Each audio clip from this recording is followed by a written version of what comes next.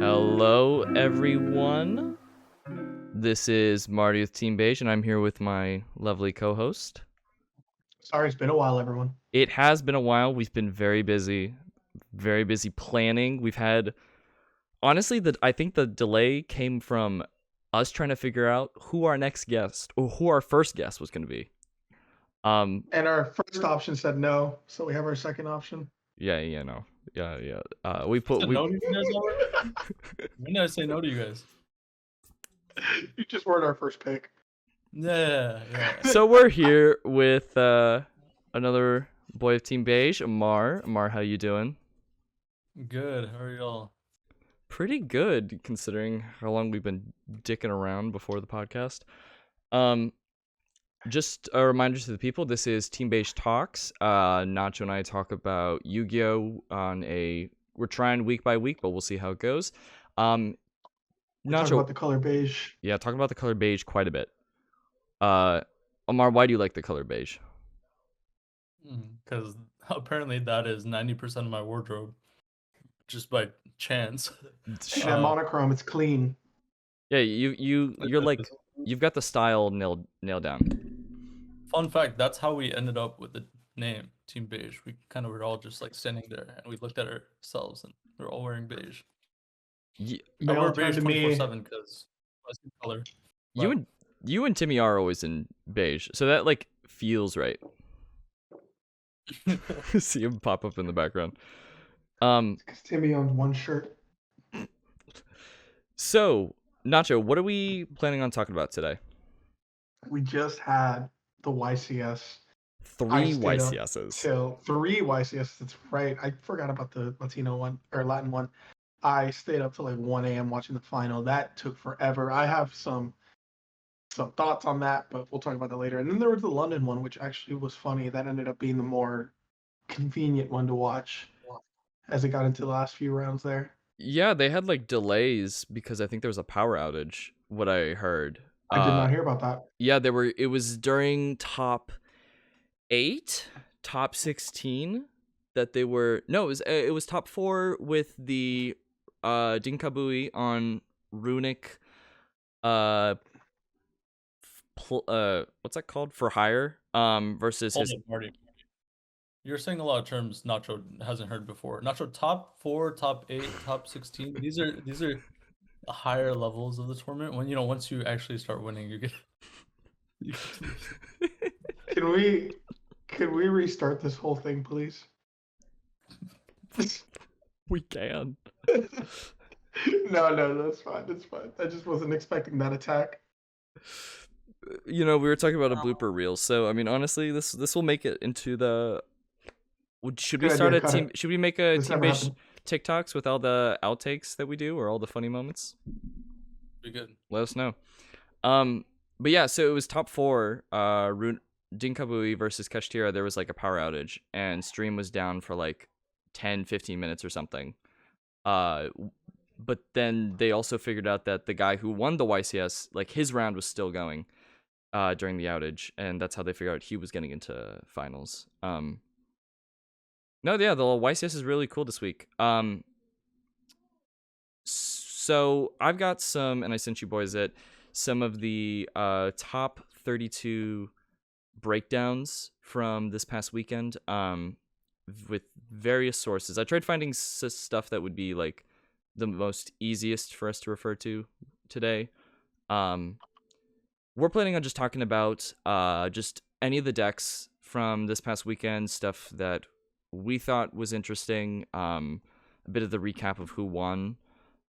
Maybe if we want to talk about any specific lists or anything we noticed, even technical play or anything, because like you said, Nacho, you saw a bunch of it. Amar, I know we were talking back and forth intermittently throughout the event. And then we'll just get into some other stuff in the future. So why don't we start with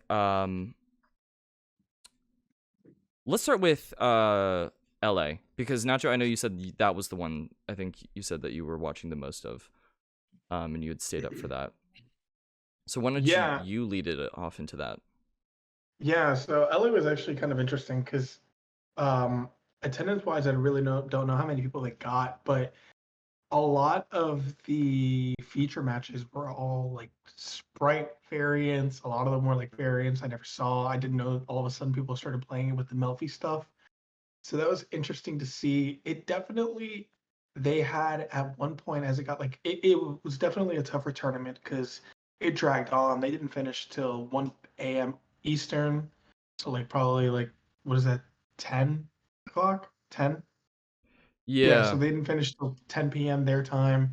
It's Sunday. I could imagine like it's probably the people that didn't expect to make it to the top cut but did probably had flights going out of Sunday, not expecting the tournament to last that long. And it was just wild how long it lasted. They had a interview with the voice creators, like I want to say in between the top cuts.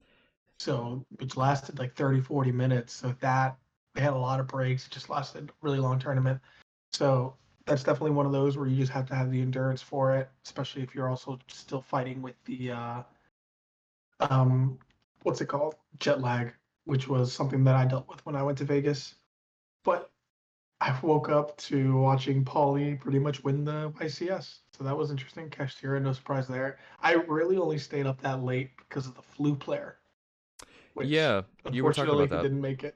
Yeah, which sucks. Cuz he was He a didn't make it. his list was no extra deck. Was what I Yep. remember you pointed out, which I thought was interesting.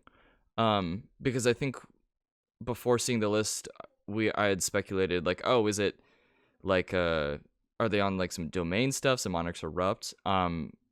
But just looking at the list, it's standard flu. I don't know if that was just a call against number 89 just to prevent like you from getting your deck ripped since they can't rip your extra deck. That was it. He did a deck profile and he said that was the reason why. Which I don't know, because then you have to cut prosperity. Like that's such a strong card. But he had tactics to search for his like power spells if he needed birds and stuff. But I don't know. Amar, do you think it would have been worth it to play an extra deck or not? Tell us I your don't know. We blue were opinion. talking about that. After Vegas, me and Alex were cooking up this Kashtira Monarch list that was going second with no extra deck, and it was full domain lock. It's a super fun deck, and like it kind of pretty much prevents the 9 lock, which a lot of people are scared of, especially if like people are expecting Nib to not be in the format. Mm-hmm. Um, so I mean, it's a good call. It's just you lose out on so many like power spells, like the prosperities, potentially extravagance, stuff like that. And Flu already has like consistency issues, as you know, Mr. Bird Boy here. Um, Yeah, and that's what happened with the flu player going into the top four. He just bricked, and it sucks. You make it that far just to lose, and you can't do anything about Yeah, it's interesting it. looking at his list. I can't believe I find this interesting looking at a flu deck. I'm sorry. But he's on Jack in the Hand, which is something Yep. that I know I haven't seen since like Drytron 2021, 20. I can't remember when specifically Drytron first came out. Um, but I know this was from like also the same set that the Tri Brigade stuff came out. So you also saw that in like a lot of bird up lists at the time when that was like the best deck during COVID format. Um, and yeah, he's on 2 tactics, 2 thrust. I mean, I don't know how you'd like fix this because I feel like yeah, you're not getting that level of consistency, and you can't play too many. You sadly can't play any more Robinas or Eaglins. I don't know if 2 more of the Jack in the Hand, if you really wanted to just commit to it, would have been the call there. Or even just like if the issue was not seeing the field spell, then maybe you could go a set rotation line. But I feel like there's also so many decks right now that are just utilizing the like set rotation only feels good, I think, in a format where it is like field spell city, which I think we had a lot of during um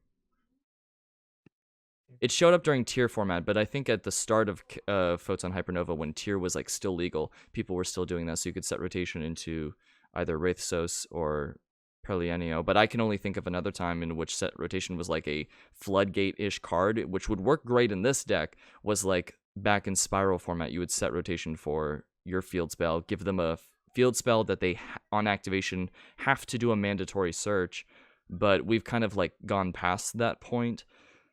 So I can't imagine what else would have like helped the main deck at least. Side deck looks pretty. The one of the Featherstorm seems a little bit bizarre. He had an objection about that. He said his because I watched the video. He said that he wished he played more going first cards because if he sees like Royal Decree, just one of the Harpy Featherstorm, which he obviously agreed with it as well, but he would definitely add more going first in the future. Well, because you played Nib. Yeah. Honestly, like he made it pretty far for being the flute player, and I think it's because he made like the metagame call. Because I'm doing a little bit of like analysis on top 32, and it's like crazy how much Kashtira there is, right? It's like flooded with Kashtira. It's I think like 19 in top 32. Yeah, I think it was the most represented deck at, I want to say, all the events. Yeah, or it was 41% at London for top 64, and Cash came second with that one, but Cash was also what ended up winning the Latin American YCS. I'm forgetting the name of it right now. Bogota, I think. Yeah, and it's crazy because like the second most represented decks, like you look in this and there's like Sprite, and that has a count of 2, which is insane, going from 19 to 2, and like that difference is insane. You see how many people just like opted to just stick with Kashtira, just because it's consistent. It's at full power right now. Who knows when the next event will be when it's at full power.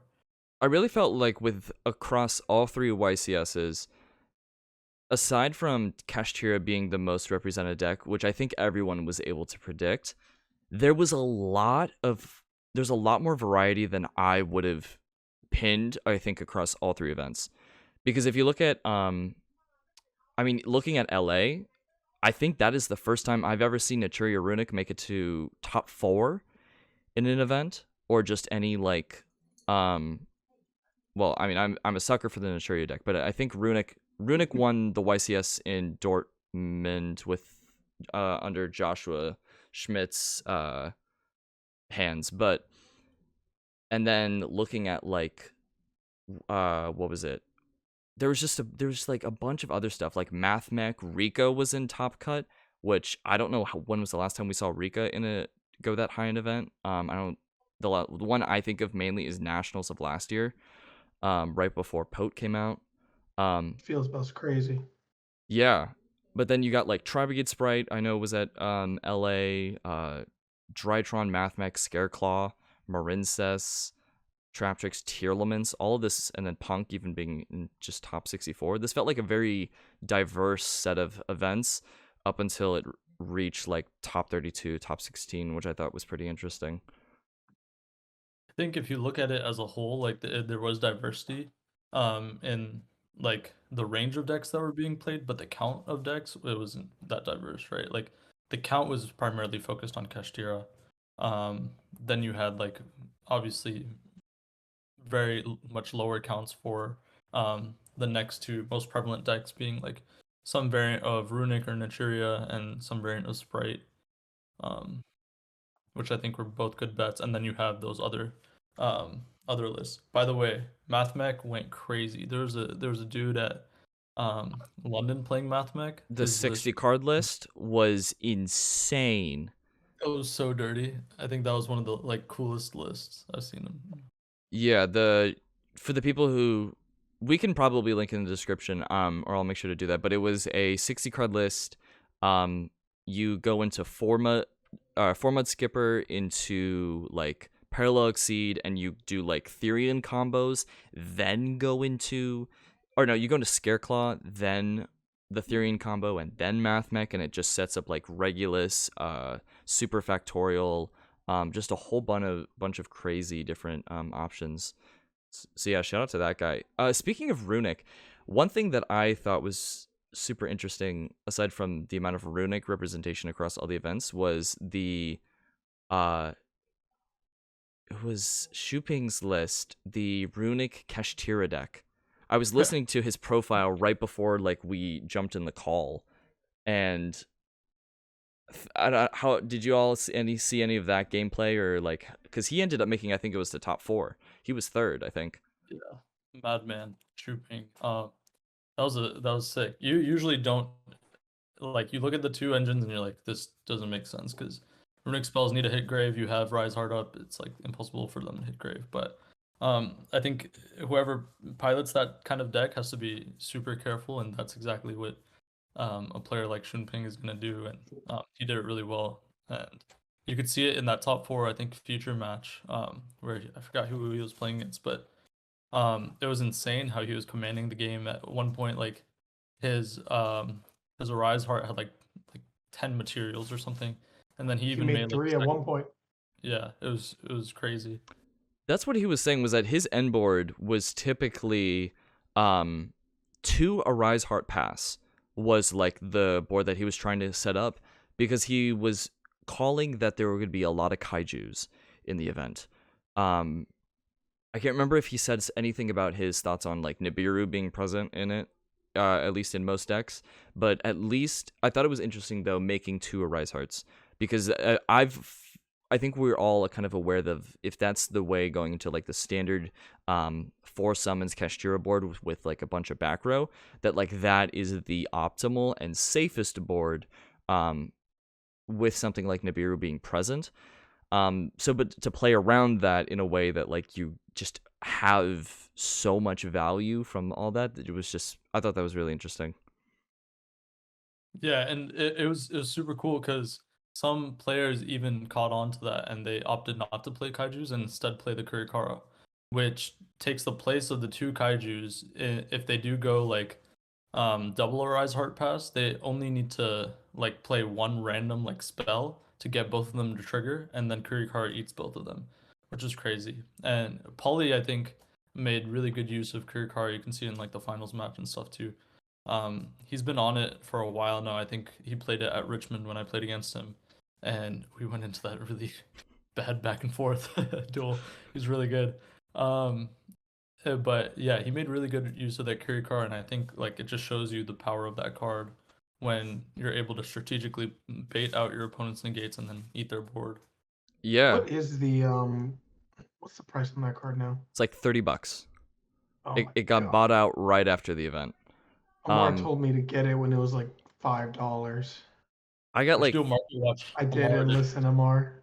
I got like 3 a while ago, I think around when Pote first came out, just because it was like bind, or it was like display bulk at Curio or something, and I was like, why not? But it was so interesting because I feel like Kurikara was something that a lot of people were considering going into Hypernova format, or at least with Kashtira entering the metagame, was figuring out if, because it was, at least I felt like it was always either the debate between, do we play Nib, do we play Kaijus, do we play Kurikara?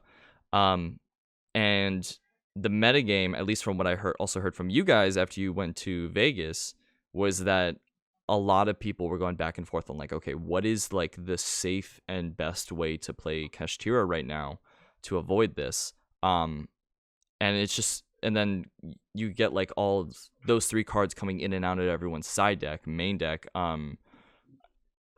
It's those cards just, yeah, like made a lot of plays this weekend. And I think I'm looking at the second place list from, I think this is LA right now, and the guy used all 3 of them, or all 3 just types.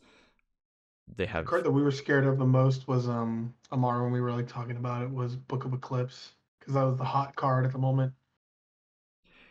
Yeah, and like it's interesting for this meta, you see like people flopping between like Eclipse and Moon, and I think right now like Moon has become more popularized, and people always talk about like that 1-for-1 trade that Book of Moon makes is like super inefficient, right? Like it's like Chalice, right? You're just trading 1-for-1, but in the grand scheme of things, if like you're Book of Mooning like a Rise Heart and you're getting to play like your entire deck, that 1-for-1 trade is worth it in the long run, right? And sometimes if you get into that tough spot where you eclipse their board and you can't out it, or maybe you have to eclipse on their turn and it shuts off some of your monsters, it can lead to like awkward states where you might force them to like draw some cards that you don't necessarily want.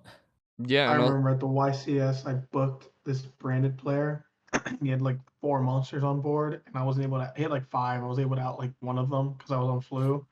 So then he like drew 5 or drew 4, and I was like, yeah, it's good. I know. I was like, he like drew 5 cards, so 4 and then plus for his turn. And I was like, yeah, bro, you got it. I'm losing to that. When we So play, yeah. when Amar and I played at some events recently, he knows this. I was playing Book of Moon in my locals list at Curio on Thursday, and then I ended up bringing it to the 3v3. That was the MVP for me in terms of like non-engine staples. I think that at least that I was playing that had the most power, and I'm like building decks now for the next couple weeks or so, and I've been trying to squeeze Book of Moon in like most of them, because I've started to pull some pages from the flu plays of Book of Mooning, like when they imperm or whatever. It's just so much value, in just one card. I also feel like Eclipse.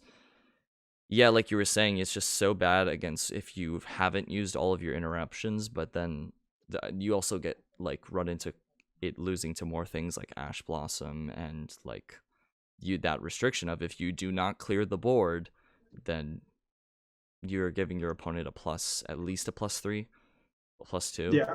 And that's very sad for me.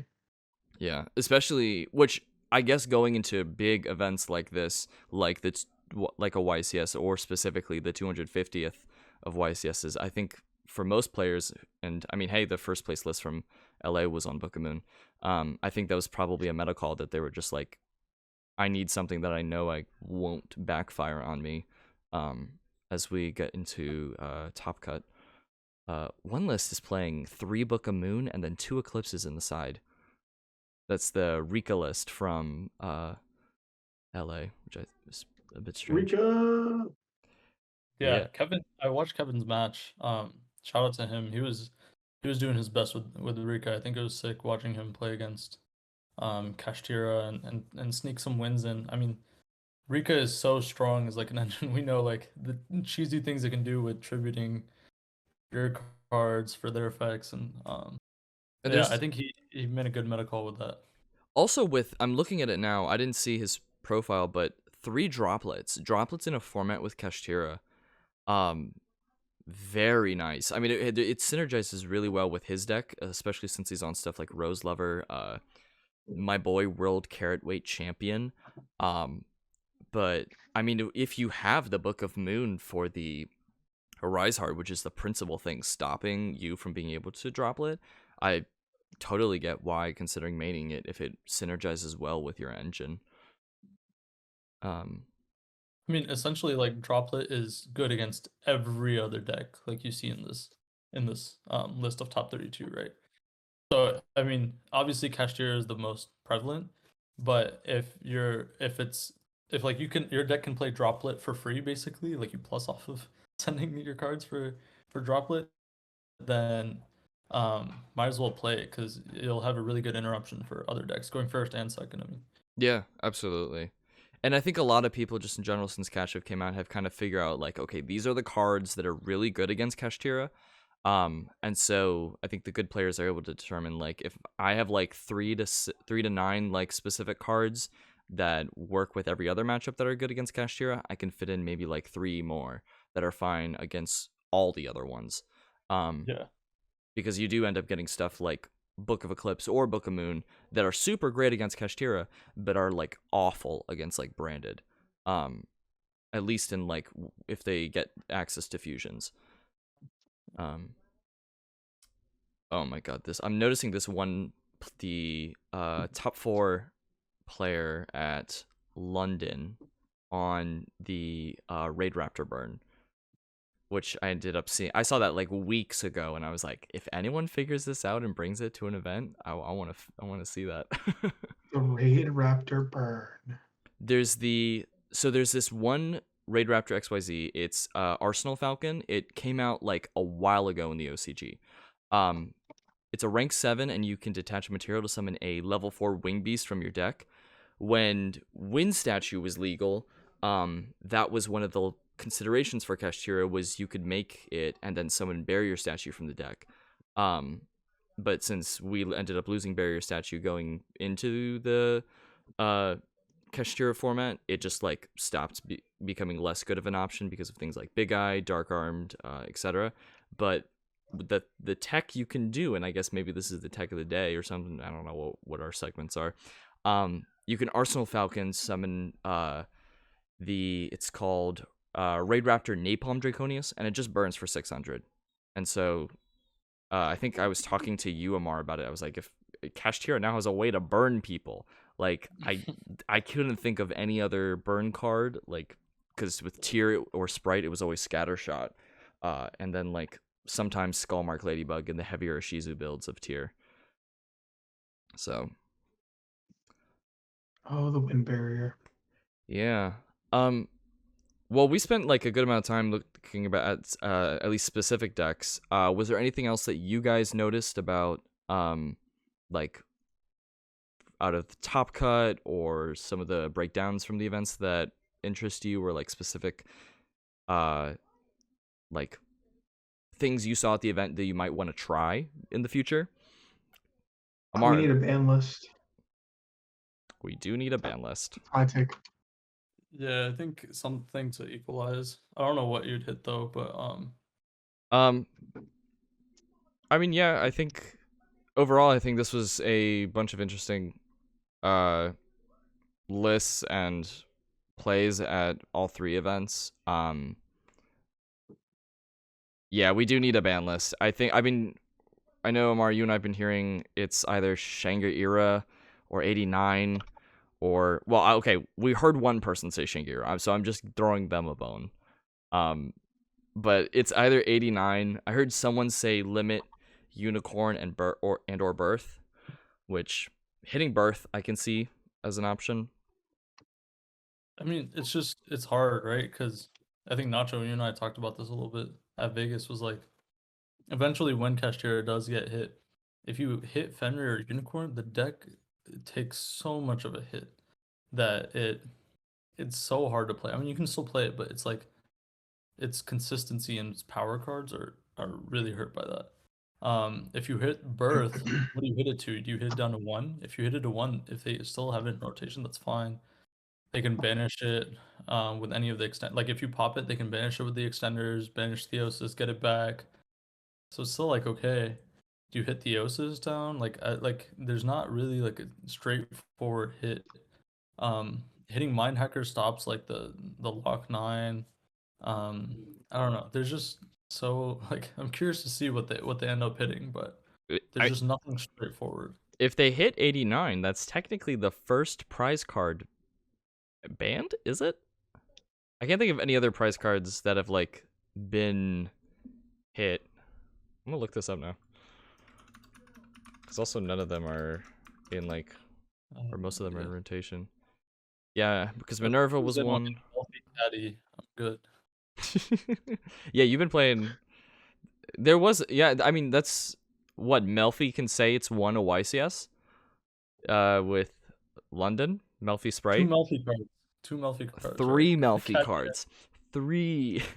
I guess the extra deck, Melfi of the Forest. Yeah. Yeah, okay, so let's so we got to talk about top 32. Let's talk about this is going to be something we're trying, just talking about future product, and because that might also lead to some metagame discussion. So recently we've got the GX Duelist of Shadows. This is one of those box sets where for Speed Duel, where you can get like multiple decks within one, and the idea is, it's a draft box. Something I think is mildly hilarious about this set coming out, the set has barely been out, and some of the like promo cards are secret foils of Super Poly and DD Crow. Those have already been bought out. DD Crow is up to like $12 for a secret foiling, and it looks Absolutely. It looks really nice, actually. I had a buddy who texted me about it, and it was like 3 listings. It was like 15 a piece. Because I think some of these like speed duel cards have the Euro foiling to them, which They all have the Euro. Yep. which if you are like me and you like Euro, I mean, you should buy this product. Super Poly is a super nice reprint because we haven't gotten that since it's a common in these decks, but we haven't gotten that as a reprint since the Shadal structure deck a while ago. Fog King, which isn't that like kind of good against cash or something? Fog King, the level 7? Yeah, neither player can tribute Good in cards. cash. It's good against flu. Oh, cool. It's Hilarious. Nacho's worst nightmare. I don't even know what that card does, to be honest. Must not be good enough for people to play it. It's an old card. And I think this is the first reprint in like at least 10 years or something. Or it's probably less than that, but it's been a while. Yeah, these intermediary sets don't have like that much impact on the meta. These are more like Nacho's domain collectible sets. Nacho's the worst guy. Yeah, there's like a lot of they've been doing a lot of staples in these speed duel sets, or at least just these minor ones. It's kind of like how in like Duel Links where they would be like they'd release Book of Moon as an ultra rare or like Cosmic Cyclone as an ultra rare as like the chaser. But it's in like its own isolated metagame. And so you get like reprints of cards like Book of Moon, Cosmic, Super Poly, DD Crow. Some things that it could be relevant, but I mean, you were playing Super Poly recently, Amar, which I think was you were liking that, right? What the Super Polys? Yeah, Super Poly in your Sprite deck. Yeah, it's like I think I was telling both of you this is like Sprite is not that crazy without Elf now. You kind of lose how many interruptions that you can have on your opponent's turn, as well as protection, as well as like recursion, right? Yeah. So whatever non-engine you play, you kind of have to like plan it so that you're not playing too much that can't be used on your opponent's turn. For example, if I'm playing Kurikara, right? Going first, I'll draw Kurikara in my hand, but it's not something that I can play on my opponent's turn. I can play it on the clapback, sure, but if I play something like Super Poly or Book of Moon or like Econ, stuff like that, I can set those and I can always play them on my opponent's turn as other interruptions. So I've been trying out Super Poly. It takes up a lot of spots in the extra deck, which I don't like, but it's insane because you can like clear the big lock board that Kashtira does. Sprite plays into it a lot. Yeah. At least with Red and Carrot, or this, they've been leaving the Gigantic and the Sprint. I can't remember Sprin's type. I think it's Thunder, but you at least can get like on the Newman lock they do because you summon Garura and Garura is less than 18. I think you can do it on Flu as well. Nacho, correct me. There's no barrier statue now. There's not. Yeah, so there's been like needed to go. I can't imagine Kashtira like abusing that and Flu.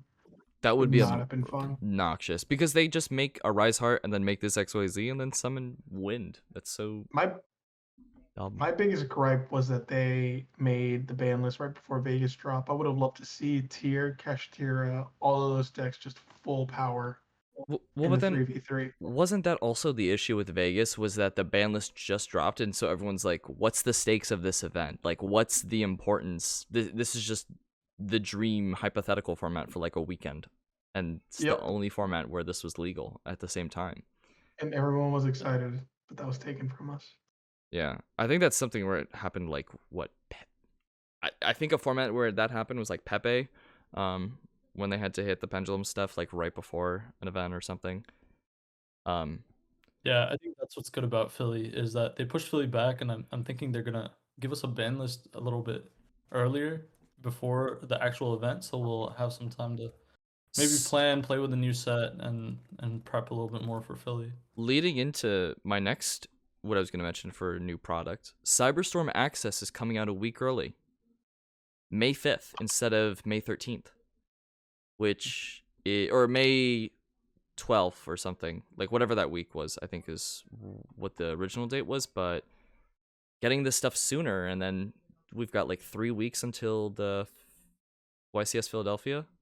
Amar and I have been doing a lot of testing recently for Cyberstorm Access. We can't leak too much of the sauce right now, but that format looks so much fun. Or it's going to be an absolute hell to play through. Yeah, can't wait to see it. Like, Yeah, it's gonna be really hard to play like decks that are entirely linear. Like I think it's gonna give rise to like more traditional combo decks like before, just because of the one card starters that it's introducing, like the Apple Dragon, the Wakaushi and Bike, the super heavy stuff like that. So I think it's gonna be harder to play slower decks. But I think that's good. We've had a few formats with kind of slower decks in besides tier format, of course. We've had like Labyrinth, Trap Tricks, a little bit slower. Honestly, Cash Tier is not that super combo heavy either. Its combos are pretty straightforward and it's kind of not that heavy combo-y of a deck. So I'm excited to have more like traditional combo decks in the format, hopefully, and get some synchro plays going. yeah, I was talking to someone We're gonna turn Nacho into a synchro player. Yeah. I was talking to someone recently about the rise of combo decks that's probably going to come out of Cyberstorm Access. They're going to actually have if Cash if we don't get a ban list, Cash is going to have such an easy time against any like combo deck, at least with an extra deck.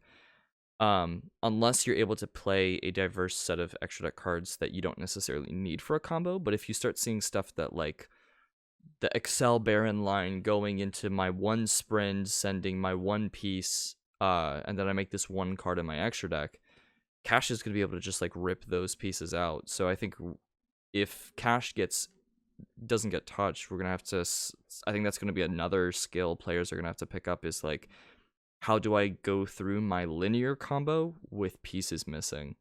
Yeah, and then we're getting it. Oh yeah, go ahead.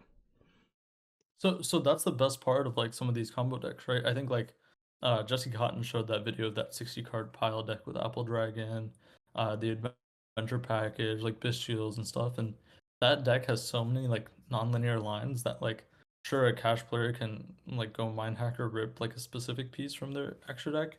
Um, but they can just as easily like not have the cards in hand to go that route. They might go a completely different route. Obviously there's like specific cards like boss monsters that you end on, like a Mirror Jade or a Baron or something that they could rip. But I mean, you could. I think the decks have flexibility to pivot, which is kind of cool to see that.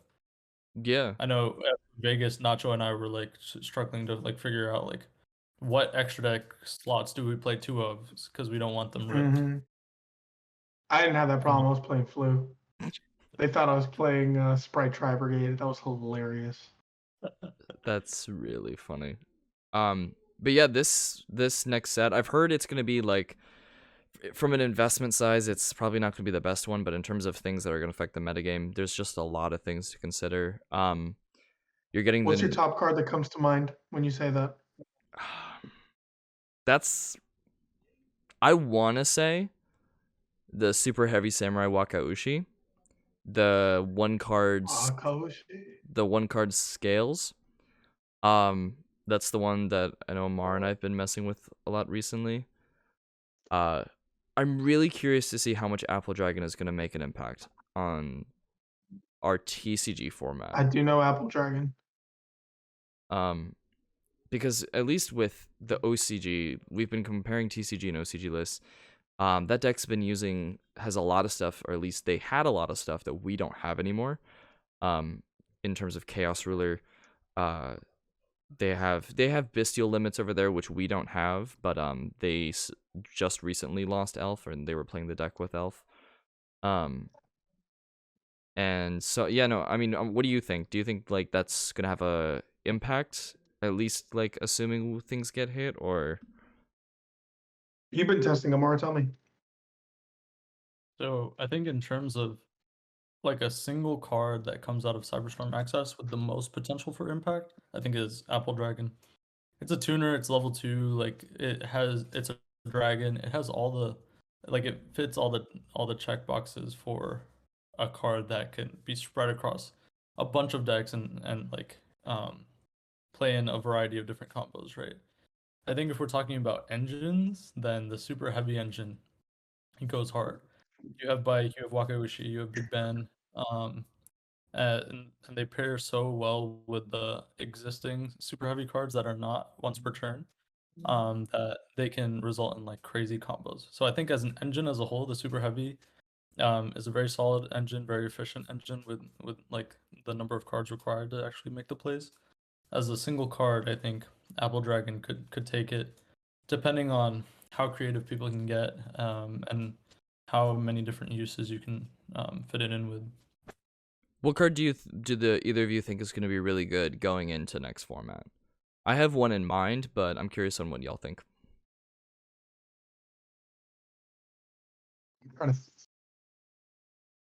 It really comes down to a ban list. I think ban list or no ban list, Droll goes hard. That's the one Droll I'm thinking a lot about, is Droll. And it's starting to make like appearances now, which I think is interesting. Because Droll for getting drolled. Yeah, Droll for me always fell under the, at least with cash format starting, was the hand trap that fell into the list of like, they get a Rise Hard on the field and this card does nothing because you can't send it to grave. But I've been seeing a lot of, especially at the YCSs, and even that when we went to Philly, and one of our friends, Tony, he was playing Droll in his list. He was on Plunder Patrol. He was like, yeah, Droll goes insane into a cash board. When we were playing at the 3v3 this past weekend, I wish I had it against a Sprite player and I've been discovering it in testing.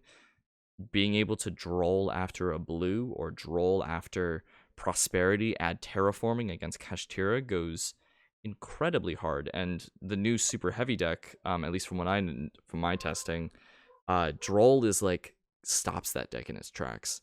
Especially considering like your main outs to Droll are either Gamma or Called By, which the deck can play Gamma, but if you're getting Drolled, you're most likely having a monster on the field. I'm curious. I don't know how well Droll hits the Bestial Apple Dragon deck. I know it kind of hurts Sprite a bit. It just like slows them down into like Gigantic and red. Basically, like they don't, unless they have the Smashers or the Double Cross or the extra starter. It sort of stops their plays, but yeah, Droll is just like notoriously good against like combo decks across the board. It always has been. Combo decks, pendulum decks, any deck, like combo decks rely on like searching. Tearlament was an exception because like Tearlament's so broken, it dumps things into what it wants into the grave and does everything there. So I mean, Shifter was the Droll of that format. Yeah, Shifter was the Droll of the format. I think it's the main argument for Droll is because you're playing super heavy, right? You can't like play a lot of the power spells that you necessarily would play to be able to crack boards. So you have to play hand traps. Now, when you resort to hand traps, like what do you have available to you? Ash, Bell, Mourner, Nib, Imperm. You can't even play Imperm. So you resort to Droll, and Droll I think is good. It's just as a 6 card, 7 card, anytime after just turn 0, it's kind of booty. Yeah, and that is the issue with a lot of, I think, hand traps in general. I know, like, at least during tier format, I think very few people were on like hand traps like Ash because of that. If you just draw it for turn, it's just okay, I ash the yugioh that you're milling on my turn, like I ash the starter you're using on my turn, but I think it's only like good now because I mean a lot of people have said Ash is just the out of Branded Fusion, and you can Ash Shangri-Ear on your turn, but I mean if you have to hope that was like if they haven't set up a board already, that was like the out that lets you go through your plays. Yeah, this is a conversation that I think, or this is a topic that I think Nacho actually was exploring a bit here in the last format. Nacho, for context, I don't know if you guys might have talked about this, but Nacho was this notorious flu player. His power spell game was crazy. He'd draw a combo every game, which was Dark Ruler evenly, like it was nothing. Full And then combo, baby. right? Switch to Sprite, and I think Nacho, you were trying to figure out whether you play power spells or hand traps. So, what did that look like for you? That thought process. What did you think about power spells or hand traps? Which one do you play? When do you play? What? Power spells definitely were more geared towards like if I wanted to go second. If I wanted to go first, sitting with a bunch of hand traps and negates, like an established board and a bunch of hand traps is like really strong. But the problem is if you're gonna go power spell, you're most likely gonna want to go second, like I did for the YCS. But it's such a gamble. You don't like the feeling of just like going second, not knowing what you're gonna go up against, not knowing if you're gonna have the cards. But these days, I just feel like with everyone makes it's not really the sense of like a problematic board. You're just dealing with problematic monsters, and your power spells can normally really be effective with outing that. I still want to do going second branded, but the gimmick lock is kind of crazy. And until they ban that trap card, I feel like that will be another big problematic card that a lot of players are going to have to deal with.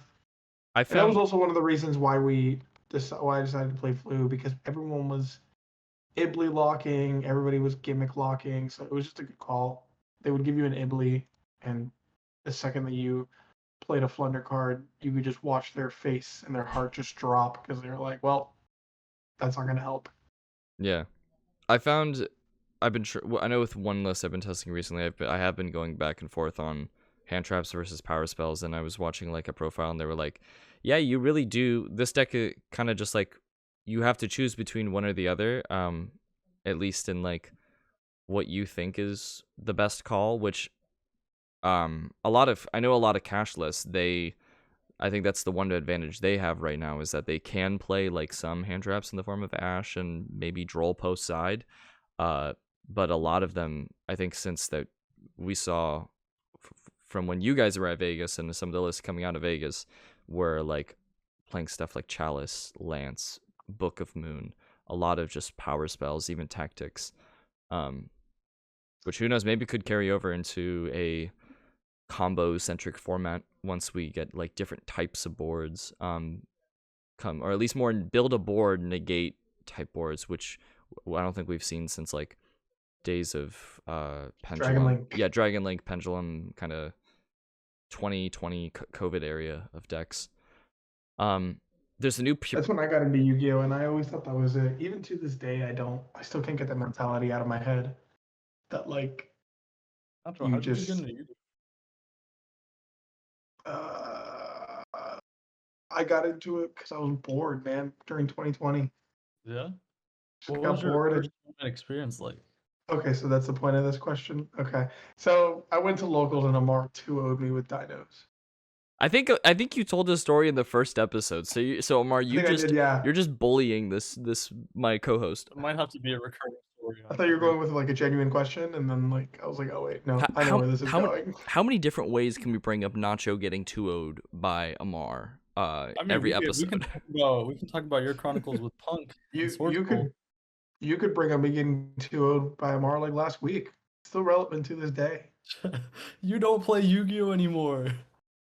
Yeah, I don't even know why I'm here. I guess you're my co-host, so. No, I am. I bring the flair. Yeah. But yeah, with Cyberstorm Access coming out May 4th, May 5th, depending on if it's at an OTS or your Walmart or whatever. It's got the new Pearly Monster, Pearly Lily, which is a huge upgrade to the deck. Our boy Timmy, he's probably sitting in the back there with his high rarity Tims.